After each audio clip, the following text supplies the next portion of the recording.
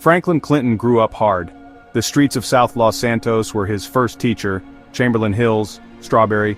These neighborhoods shaped him. Gang life was an easy path, almost an expected one. He ran with his best friend, Lamar Davis. They were small-time, dreaming big but stuck in the grind.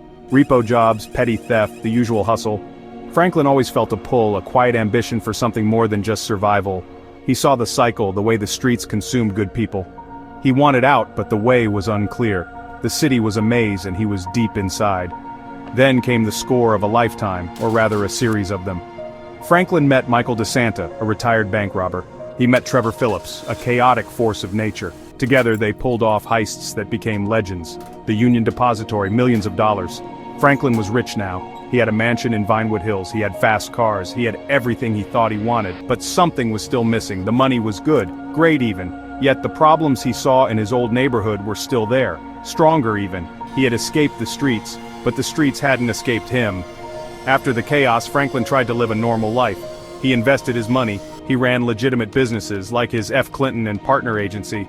He was a success story, a legend in some circles. But he kept looking back at South LS. He saw the kids making the same mistakes he did. He saw the broken systems. The police were often part of the problem, not the solution. The politicians made promises they never kept. He started to understand that real power wasn't just about money. It was about influence. It was about changing the rules of the game. This city, Los Santos, it was his home, and it was hurting. The turning point wasn't a single gunshot or a big explosion. It was a slow burn, then a sudden spark. Maybe it was seeing Lamar almost lose himself for good.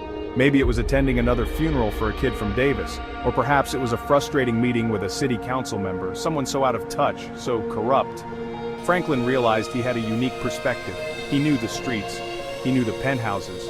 He knew how deals were made, both legal and illegal.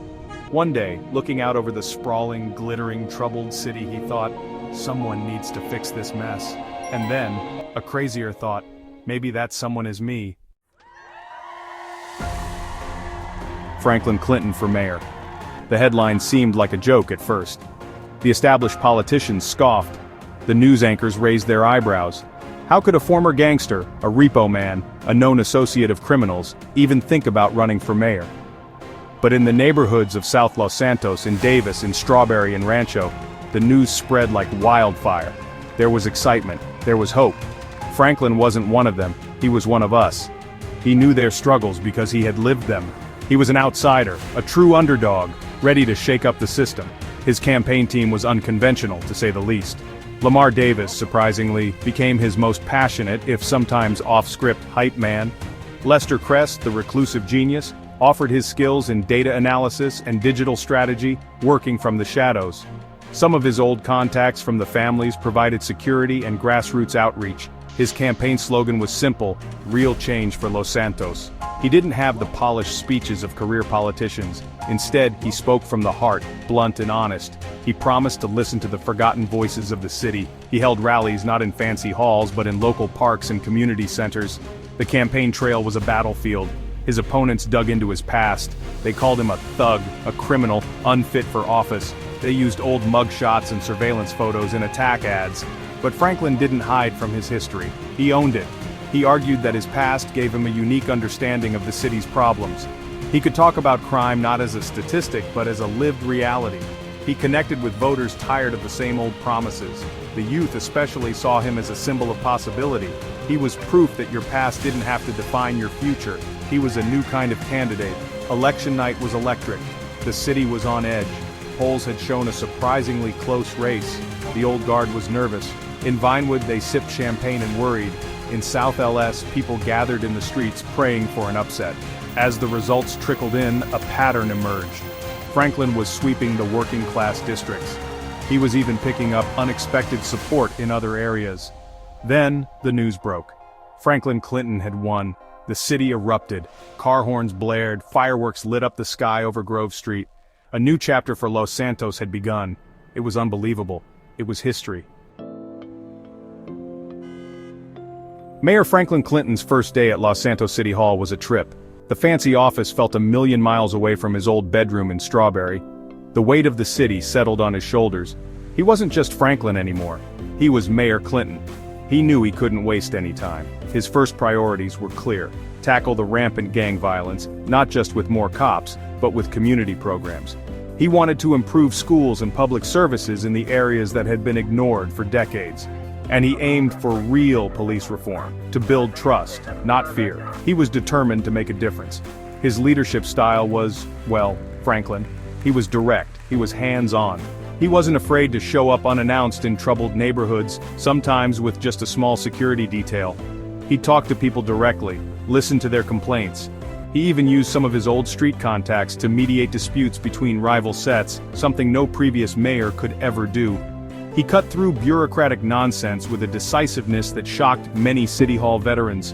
This approach made him popular with the people, but it also created powerful enemies within the established system. He was shaking things up, maybe too much for some.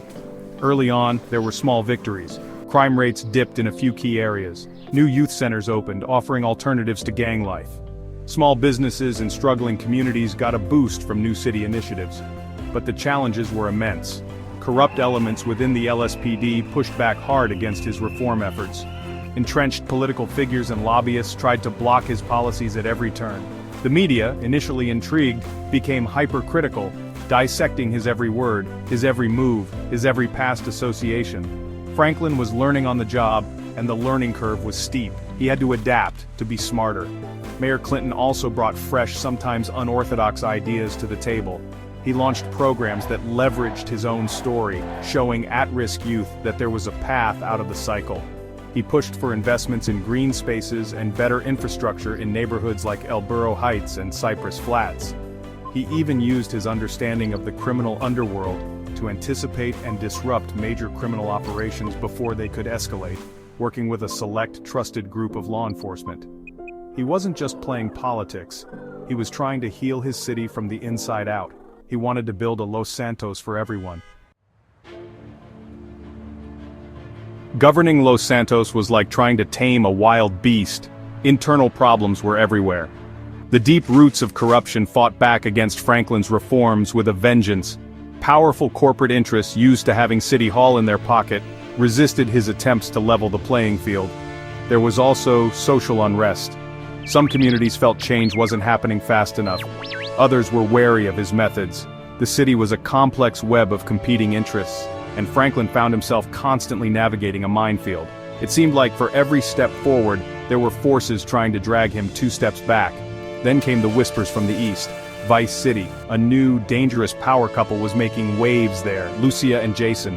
Rumors said they were ambitious, ruthless, and looking to expand their influence. Their operations, focused on high-stakes heists and organized crime, could easily spill over into Los Santos. This was an external threat Franklin hadn't fully anticipated. The LSPD was already stretched thin dealing with local issues. The last thing Los Santos needed was a turf war with a well-organized crew from another state. Franklin knew he had to prepare to protect his city from this new menace. The crisis hit hard and fast. It wasn't a direct invasion from Vice City, not yet. Instead, it was a series of coordinated disruptions within Los Santos. A major cyber attack on city infrastructure orchestrated with a level of sophistication that pointed to outside help. Simultaneously, old rivals, perhaps emboldened or funded by these new players, tried to reclaim territory in South LS, sparking renewed violence. Franklin was pushed to his limits. He had to draw on all his experiences, his street smarts to understand the gang dynamics, his heist planning mind to counter the cyber attacks, and his newfound political acumen to rally the city council and the police department. He faced tough choices, some with no easy answers. Despite the constant battles, Franklin Clinton's time as mayor was already changing Los Santos. He proved that someone from the streets, someone with a past, could rise to the highest office and fight for the people. He inspired a new generation to believe in change, to get involved. His legacy wouldn't be one of a perfect mayor, but of a resilient fighter, a leader who understood the soul of his city, its darkness and its light. The future of Los Santos was uncertain, the threats were real, but Mayor Franklin Clinton would keep fighting for its future, one block, one policy, one day at a time. His impact would be felt for years to come.